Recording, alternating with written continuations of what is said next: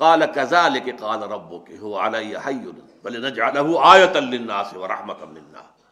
فرشتے نے کہا کہ یہ تو ہوگا، اللہ کا فیصلہ ہے، ایسے ہی ہوگا، بغیر باپ کے بیٹا ہے، تم جنو گی، اور اسے اللہ تعالیٰ ایک نشانی بنانا چاہتا ہے نوع انسانی کے لیے.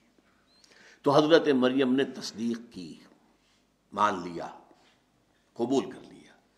فرشتے کی بات کی تصدیق، جیسے کہ حضور کے بارے میں آیا آمن الرسول بما انزل الیہ من ربہ والمؤمنون، ایمان لائے اللہ کے رسول اس شے پر کہ جو اللہ تعالیٰ نے ان پر نازل کی. تو سب سے پہلے مومن کون ہے؟ محمد الرسول اللہ صلی اللہ علیہ وسلم. اسی طرح فرشتے نے یہ جو خبر دی، اور یہ بظاہر بات ہے کس قدر شدید تھی کہ جب ولادت ہوئی ہے اس وقت کی کیفیت کیا ہے سورہ مریم میں جو بیان ہوئی، یا لیتنی مت قبل ھذا وکنت نسیا منسیا، ہائے کاش کہ میں اس سے پہلے مر گئی ہوتی. کیا کروں گی، کس منہ سے جاؤں گی اپنی قوم کے پاس؟ کیا کہیں گے وہ، اے مریم کیا لے آئی ہو، یہ طوفان تم نے گھڑا ہے، یہ کوئی حرام بچہ تم نے جنا ہے، معاذ اللہ ثم معاذ اللہ. یا لیتنی مت قبل ھذا، کاش کہ میں اس سے پہلے مر گئی ہوتی. وکنت نسیا منسیا، اور میں بھولی ہو چکی ہوتی، سب مجھے بھول چکے ہوتا، میرا نام بھی بھول گئے ہوتے، میرا ذکر بھی بھول گئے ہوتے. کاش ایسا ہوتا. کس قدر بڑا امتحان تھا ایک کنواری لڑکی کے لیے، ایک بچی کے لیے، لیکن بہرحال وہ اس امتحان کے اندر پوری اتری ہے. تو فصدقت بکلمات ربها، انہوں نے تصدیق کی اپنے رب کے کلمات کی، وکتبہ، اور اس کی کتابوں کی بھی. ظاہر بات ہے اولڈ ٹیسٹمنٹ پورا کا پورا موجود تھا نا، تورات تو موجود تھی، تورات تو چلی آ رہی تھی، اس تورات کو انہوں نے پڑھا ہے. وکانت من القانتین، اور وہ ہمارے بہت ہی فرما بردار بندوں میں سے تھی. اب جیسا کہ میں نے عرض کیا کہ چارپائی کے جو 4 پائے ہوتے ہیں ان میں سے 3 تو یہاں آ گئے. بہترین شوہروں کے گھر میں بدترین عورتیں، بدترین شوہر کے گھر میں بہترین بیوی، نیک خاتون نیک ماحول میں نور علی نور. اب چوتھی مثال ہے، اور یہ مثال ہے جس کے لیے پھر کہ اللہ تعالیٰ نے یہاں اس کو بیان کرنے کی بجائے پوری سورت کی حیثیت دی، اس لیے کہ اس کا بڑا گہرا تعلق سیرت محمدی سے ہے صلی اللہ علیہ وسلم. حضور کا چچا ابو لہب بدترین دشمن، اور اس کی بیوی ام جمیل بدترین دشمن. دونوں انتہائی خوبصورت انسان تھے. ابو لہب سرخ سفید رنگت، بڑی بڑی آنکھیں، بہت خوبصورت انسان تھا. اسی لیے اس کا نام تو غالباً عبد العزیٰ تھا اگر مجھے مغالطہ نہیں لگ رہا ہے، بلکہ یہ تو اس کی کنیت بن گئی تھی ابو لہب. جیسے کہ لہب کہتے ہیں دہکتا انگارہ، تو یہ تو دہکتے انگارے کے مانند ہے. اس کے سرخ و سفید رنگت جو ہے، اس کی آنکھیں جو ہے بڑی بڑی، لیکن بدقسمت بدبخت حضور کا انتہائی دشمن. اور ام جمیل اس سے بڑھ کر دشمن. یہ بتانا مشکل ہے کہ کون زیادہ بڑا دشمن تھا. ذاتی طور پر حضور کو جو تکلیفیں پہنچائی ہیں وہ باہر کے لوگ نہیں پہنچا سکتے تھے، لیکن یہ تو گھر کے لوگ تھے، انہیں کون روکے. بنو ہاشم کا جو ایک حصار حاصل تھا حضور کو، جب تک کہ ابو طالب کا انتقال نہیں ہوا ہے اس وقت تک بنو ہاشم حضور کے حفاظت کرنے والے تھے. لیکن یہ تو خود بنو ہاشم میں سے ہے، اور ایک دیوار بیچ رہائش ہے ابو لہب کی اور حضور کی. اور یہ بیوی جو ہے اوپر سے دیوار کے اوپر سے گندگی پھینکتی ہے حضور کے گھر میں سین کے اندر.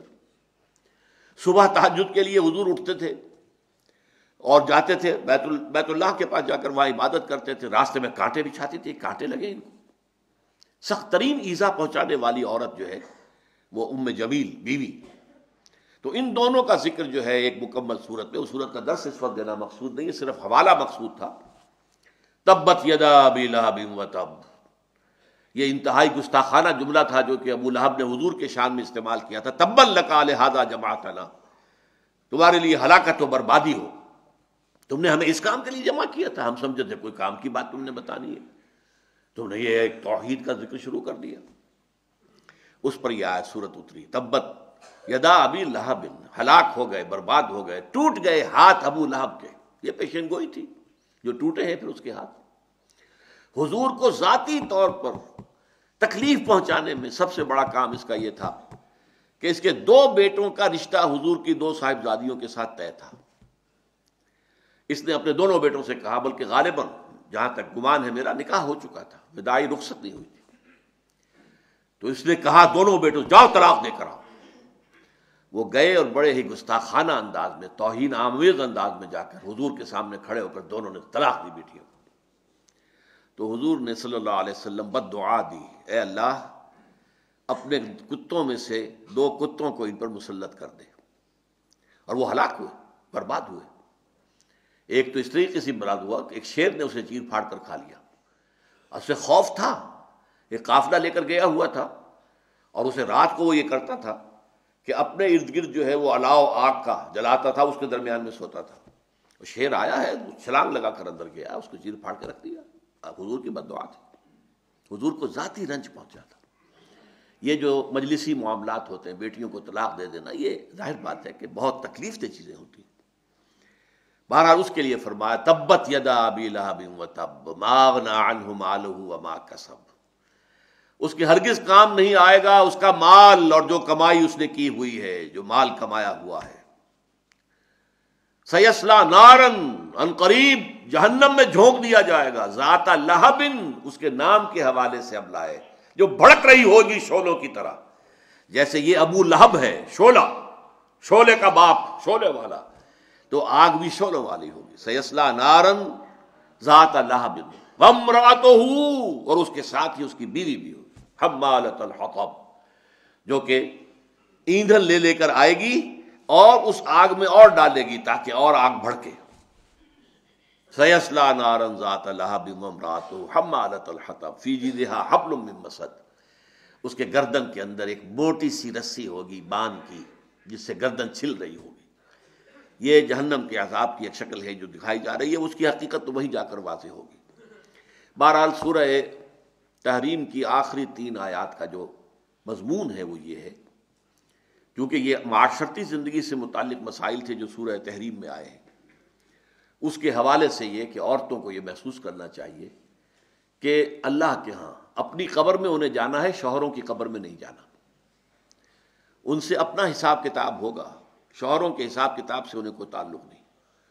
کلہم آتی ہے یوم القیامت فردا، ہر انسان کو، مرد ہو یا عورت ہو، قیامت کے دن تنہا آنا ہوگا، تنہا حساب ہوگا اس کا، اکیلے اکیلے جو ہے، جو بھی grand accountability of the day of judgement ہے اسے ان کو فیس کرنا ہوگا، اس کا مواجہہ کرنا ہوگا۔ اللہ تعالی ہم سب کو، مردوں کو بھی عورتوں کو بھی، اس دن کے محاسبے میں اللہم حاسبنا حسابا یسیرا، اے اللہ ہم سے حساب لیجو آسان حساب۔ بارک اللہ لی ولکم فی القرآن العظیم ونفعنی وإیاکم بالآیات والذکر